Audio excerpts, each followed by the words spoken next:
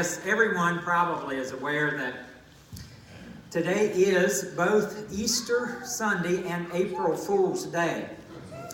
That's a rare thing, in fact. I didn't realize how unusual it was until I looked it up.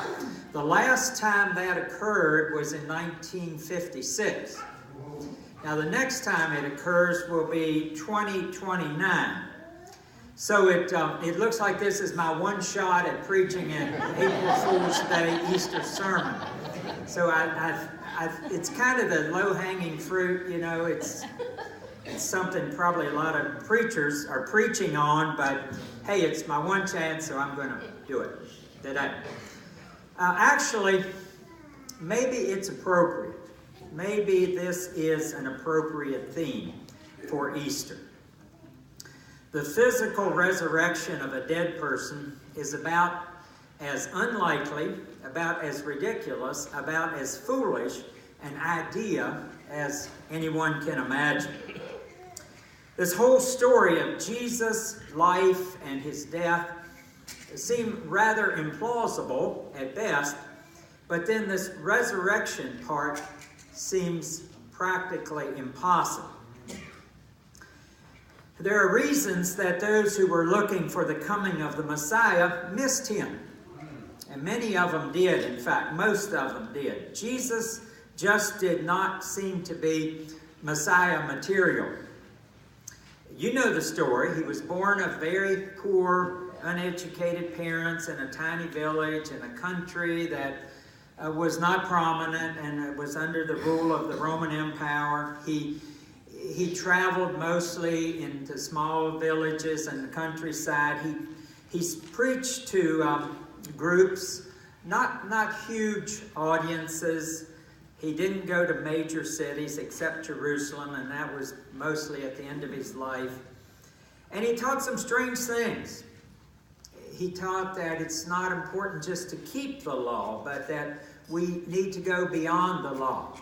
It's not just what we do, but it's the intent, the reason. He taught that we are to love all people, even those who hate us. He taught that we need to be humble and not prideful. He taught about a kingdom that is not of this world. He taught all kinds of strange things. A lot of people didn't get it. A lot of people dismissed him. Some opposed him. Some even killed him. But Easter is something that no one expected. No one really got it. This Easter story is found with some variations in each of the four Gospels. It's interesting that Mark, which is likely the first Gospel that was written, is really different than the others. And it is also the shortest gospel and has the shortest account of the resurrection. And I'm going to read that. It's only 8 verses. When the Sabbath was over, Mary Magdalene and Mary, the mother of James, and Salome brought spices so that they might go and anoint him. And very early on the first day of the week, when the sun had risen, they went to the tomb. They had been saying to one another, "Who will roll away the stone for us from the entrance to the tomb?" When they looked up, they saw that the stone, which was very large, had already been rolled back. As they entered the tomb, they saw a young man dressed in a white robe sitting by the right side, and they were alarmed. But he said to them, "Do not be alarmed. You are looking for Jesus of Nazareth, who was crucified. He has been raised. He is not here. Look, there is the place they laid him. But go tell his disciples and Peter that he is going ahead of you to Galilee. There you will see him just as he told you." So they went out and fled from the tomb, for terror and amazement had seized them. And they said nothing to anyone, for they were afraid. End of story. End of story, at least in the original version of the Gospel of Mark. Here we're left with 3 women fleeing an empty tomb in terror and amazement, having been told by someone, they do not know who, that Jesus is not there anymore, that he has been raised to life. Now, what could they possibly do with information like that? Verse 8 just ends saying that they didn't tell anyone because they were afraid. They were left hanging. Those women, bewildered, amazed. The story ends with bewilderment, amazement. The three other Gospels continue that story. They tell you more. They tell you about the disciples going to the tomb, about more things that happened on that day of resurrection and after that day. And then the Apostle Paul, another person who certainly didn't get it at first, had his own encounter with the risen Christ on the Damascus Road. He had that radical conversion experience. And so in his letter to the church at Corinth, he writes about the absurdity of all of that. He says the message of the cross is foolishness to those who are perishing, but to those of us who are being saved, it is the power of God. Now Paul recognized the irony in that story. God has made foolish the wisdom of the world, writes Paul. The world does not come to know God through wisdom, but rather through the foolishness of the gospel that we preach. We proclaim a crucified Christ who was then resurrected, and that just seems ridiculous to the Jews because they were looking for signs from heaven. They thought they knew when the Messiah was coming, that there would be signs. And the Greeks, the educated people who were Gentiles, always were pursuing wisdom, the wisdom of the philosophers of their day. Nobody got it. Paul continues, God chose what was foolish in the world to shame the wise, for God's foolishness is wiser than human wisdom. And then he tells them, and probably insults them in the process, basically says, you're not so smart yourselves. You're not powerful. You're not of noble birth. You're not well educated. You're not from the right families. You're nothing special. And he continues then, as he goes down into the second chapter, I didn't come to you preaching the mystery of God with lofty words or wisdom myself. I came proclaiming nothing but Christ. Just preaching about Jesus the Christ and him crucified. I came in weakness and fear and with much trembling. He didn't come with confidence and certainty, but in weakness and fear. And that continues in chapter 4, talking about how we are fools for the sake of Christ. This theme of fools and foolishness is found various places in Scriptures, but particular in the letters of Paul. And then near the end of that letter, the first to 1 Corinthians, the chapter 15, he moves from the implausibility of a crucified Messiah to a resurrected Messiah, and how foolish that seems to people. And that was in our litany in the bulletin this morning. He says, I'm handing on to you what I received. Christ died for our sins, as the Scriptures tell us. He was buried. He was raised on the third day, as the Scriptures say. He appeared in the flesh to Cephas, that is Peter, and to the other disciples. And then he appeared to more than 500 believers. 500 people have seen him. Most of those people are still living.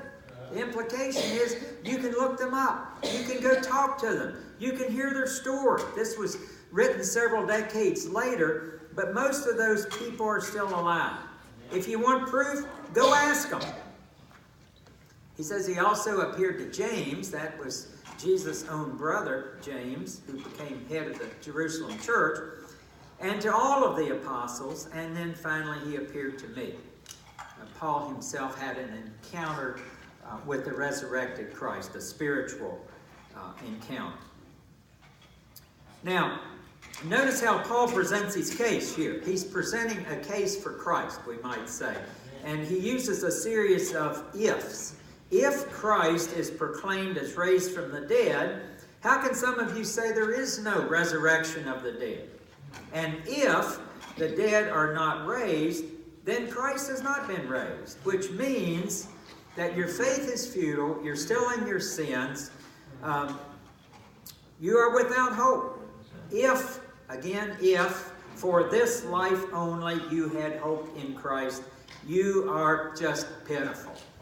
You are of all people most to be pitied, writes Paul.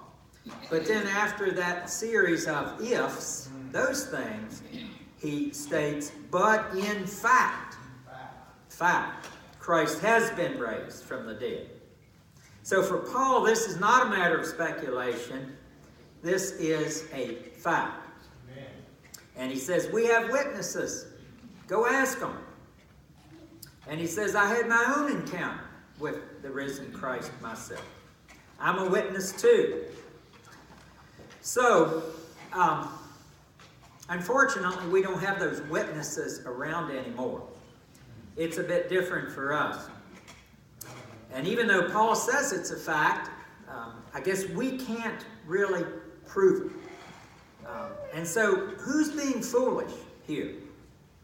Maybe Mark's version of this Easter story is the most realistic because it ends, well, it's an open end. It ends with fear and trembling and amazement. And it's like, go figure it out. We do, in fact, live in a very skeptical time.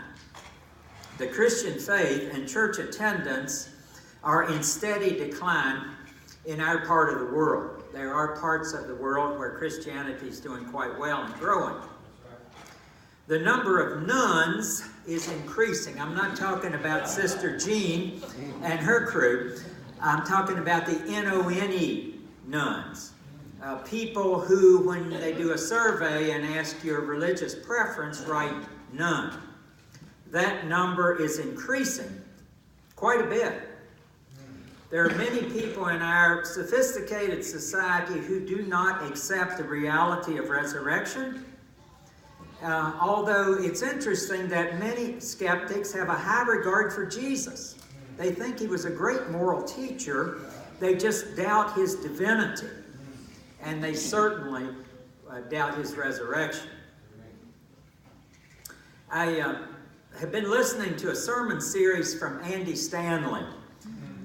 He is the pastor of a big church in Atlanta, North Point Church. But he's pretty solid, I think, in what he says. And this series that he did was titled, Who Needs God? And he says that he believes that people desperately want to believe in something. That atheism is not real popular. Because atheism provides no hope, and it's just kind of a dead end. And most people are smart enough to recognize that, and they really want to believe. It's just that they don't find the traditional Christian story all that believable, and they certainly don't find the traditional church all that attractive. Granted, belief does not come easily, especially in our day. It's been stated that Christianity is the only religion whose founder, number one, claims to have been raised from the dead, and number two, claims to be alive today. So, that's very different. And what is easier to believe? Is it easier to believe that those things recorded in the Gospels actually did happen? Or is it easier to believe the skeptic's view that it's probably just a myth? Well, frankly, I think it's easier, and I think it's more logical to believe that it's really true. I think it's easier to believe that it's really true. And there's several reasons for that. First of all, we have all the biblical accounts especially from Paul and the other New Testament writings, we have all these accounts from witnesses, including quite a few eyewitnesses. But we also have credible evidence from other sources. A couple weeks ago, while I was on vacation, as I usually do, I read a couple of books. One of these is a book, thank you very much, church. You gave me a gift certificate to Barnes & Noble last Christmas. I don't know if you remember that, but I remember that. I went out there, looked over the whole store. I found one book I kind of wanted, and I bought it, but I had $29 and odd cents left on that gift card. And I went back 2 more times, didn't find anything in the whole store I really wanted to buy. And so just before we were going on vacation the other week, I was in town. I thought, I'm going in there one more time. And I found this book. It's titled The Triumph of Christianity. The author is Bart Ehrman. He is a professor in the Religious Studies Department at the University of North Carolina. And incidentally, the book was $28, so with tax, I paid 49 cents for this book, which I wanted to use that gift card. It worked out well. But anyway, he is a scholar. He is not approaching Christianity and the resurrection, as an apologist, as somebody just trying to make a case for Christianity because he is one.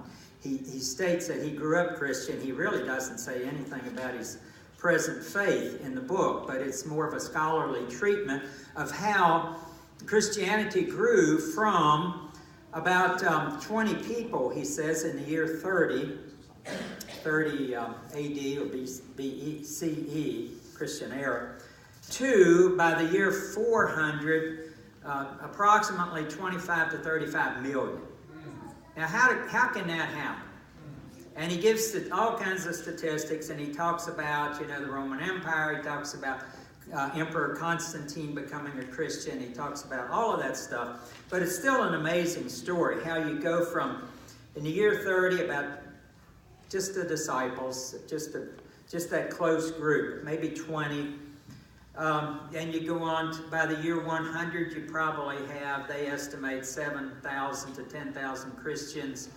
By the year 200, 150,000 or so. Year 300, wow, it's growing exponentially now.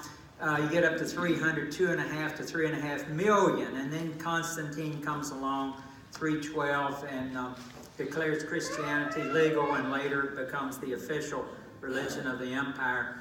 So by the end of that, 400, the year 400, 25 to 35 million. That just seems impossible. But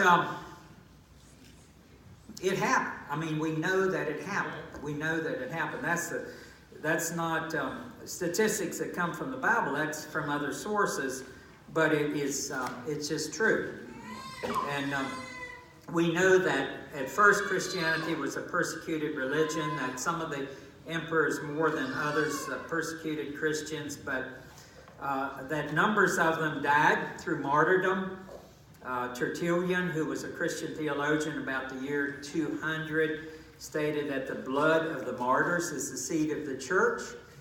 And that certainly is, I think, true, and is true in this day, where the church is persecuted, where Christians are persecuted, they grow, they thrive. Where they're left alone, we kind of wither on the vine sometimes. I think that's still the case. But eventually, that small group took over the vast Roman Empire. And that just sounds impossible. That's just pure foolishness. You just would not believe that could happen. But it did. Paul says, I got witnesses. Ehrman in his book and other authors say, we got facts. And they do. So it happened. We know it happened. And we, as believers, call that a miracle. Nothing like that has ever happened in the history of our world. It's unprecedented. It must be a miracle And the only way that something like that would happen is if somebody actually did rise from the dead to begin a movement like that. That's the only story that really makes sense. And so we come here on Easter Sunday morning proclaiming that it's true. And maybe we're foolish, but that's our belief. And I want to conclude with a little story. I think I used this one a long time ago. I love this story about a preacher. Clint Tidwell is the pastor of a church in a small southern town. And one of his blessings and one of his curses is that the 80-year-old owner and still active editor of the local newspaper is a member of his congregation. The blessing part is that this old journalist believes that Tidwell is one of the finest preachers around, and wishing that the whole town can benefit from his homiletical wisdom, he publishes a summary of Tidwell's Sunday sermon every Monday morning in the paper. The curse part is that this newspaperman, though well-meaning, is a bit on the dotty and eccentric side, and Tidwell is often astonished to read the synopsis of his sermon. The man owns a newspaper. Nobody dares edit his columns. And the difference between what Tidwell thought he said and what the editor actually heard is often a source of profound amazement and embarrassment to Tidwell. Tidwell's deepest amazement and embarrassment, however, came not when the newspaper editor misunderstood the Sunday sermon, but to the contrary, when he understood it all too sharply and clearly. It was early on Monday morning after Easter, and Tidwell, in his bathrobe and slippers, was padding out the carport door to retrieve the Monday morning paper. The paper was lying at the end of the driveway, and as Tidwell approached, he could see the morning headline in Second Coming size type. What could it be, he wondered? Had war broken out somewhere? Had the local bank failed over the weekend? Had a cure for cancer been discovered? As he drew close enough to focus on the headline, he was startled to read the words, "Tidwell claims Jesus Christ rose from the dead." A red flush crept up Tidwell's neck. Well, yes, of course he had claimed in yesterday's sermon that Christ rose from the dead. But golly, was that headline news? What would the neighbors think? I mean, you're supposed to say that on Easter, aren't you? That Christ rose from the dead? But that's not like saying that some person who died last week had risen from the grave, is it? Suddenly, as he looked at the screaming headline, what had made a routine Easter sermon had Tidwell feeling rather foolish. Indeed, it is foolish. The foolishness of the gospel. Amen. Amen.